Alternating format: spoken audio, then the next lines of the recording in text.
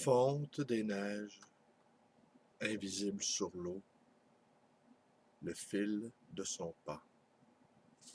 Bonjour, bienvenue dans ma bibliothèque. Nous sommes à Montréal le 15 avril 2015. Mon nom est Bruno Lalonde. Alors aujourd'hui, je vous lis un petit texte que j'ai commis. Un texte qui va me servir de présentation. Au lancement de ce recueil, À sol perdu, haïku de saison, recueil qui sera publié aujourd'hui à 17h à la librairie Le Livre Voyageur, dans le quartier Côte-des-Neiges à Montréal. Et c'est publié par les bons soins de la compagnie à numéro. Alors, je vous invite, vous êtes bienvenus. Et le premier haïku, eh bien, que je vous ai lu est tiré de ce recueil.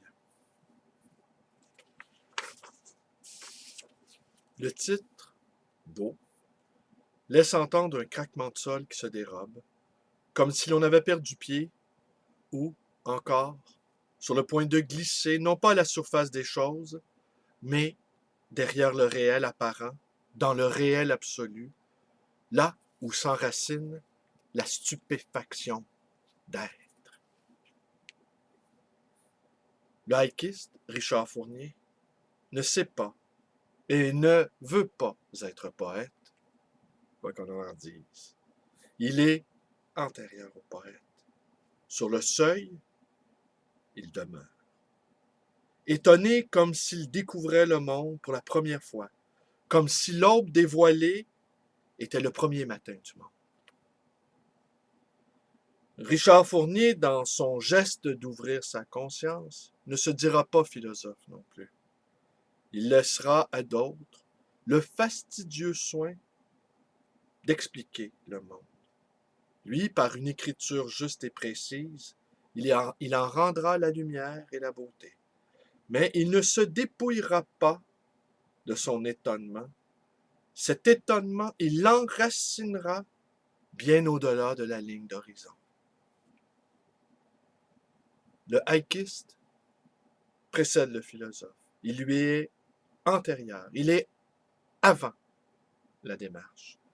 Il ne se voudra pas également poète, je l'ai dit. Il est davantage un découvreur, un explorateur du minuscule, un mémorialiste du quotidien microscopique, de toutes ces choses que l'on ne voit plus, les jugeant insignifiantes ou trop banales. Il nous faut un courage peu commun pour revenir à la source du monde, à la source de la source. Richard Fournier n'a pas la persona du poète qui est à la fois comédien et martyr, tragédien et bouffon. La persona du poète est un encombrement, le masque du poète aveugle. Il faudrait être poète sans le vouloir, et surtout pas sans le vouloir.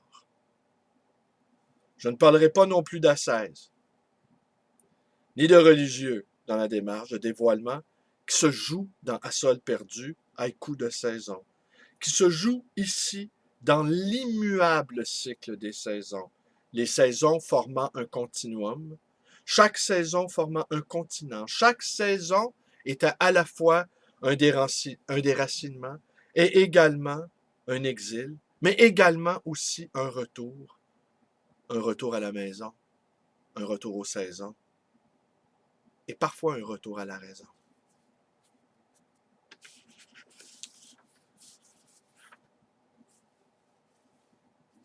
Un mot ici sur mon travail d'éditeur. Richard Fournier peut enseigner à l'éditeur que je suis en passe d'être. Par sa rigueur, sa modestie et sa clairvoyance, lui permettant de voir les choses comme elles sont. On écrit d'abord pour soi et on publie également pour soi. J'ai lu dernièrement sous la plume d'un auteur estimé et grand amateur également de haïku ou de poésie à la forme brève. Il faudra savoir ici se retenir. Pas d'épanchement, pas de pathos. Le lyrisme tuant dans l'œuf la poésie. qu'un livre pas lu n'avait pas d'existence réelle. J'ai trouvé cette idée farfelue. Le monde est rempli de choses et de phénomènes que nul ne peut appréhender. L'univers lui-même est rempli de mystères. La Terre elle-même, même cadastrée par des guérites électroniques américaines, échappe à l'essentiel, la conscience, qu'aucun appareil ne pourra jamais saisir si ce n'est que furtivement. Donc, un livre qui, orphelin de lecteur, existe pourtant. Il est mystérieusement relié au monde. Il participe à la participation de l'univers, même scellé, même jamais ouvert, il ouvre.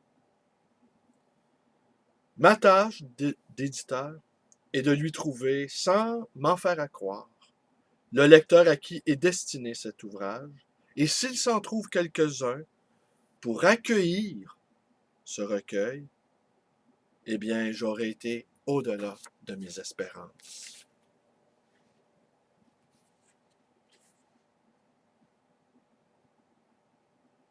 Dans l'obscurité, aboient les outardes.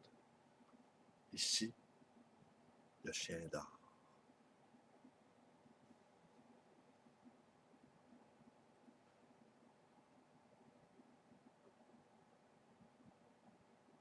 Pommier en fleurs,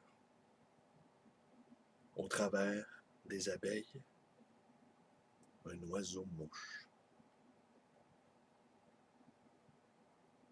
Heure avancée, elle en perd ses habitudes, l'arbre, son ombre. Je vous montre le livre, je vous montre ce magnifique recueil, un grand bonheur de le publier.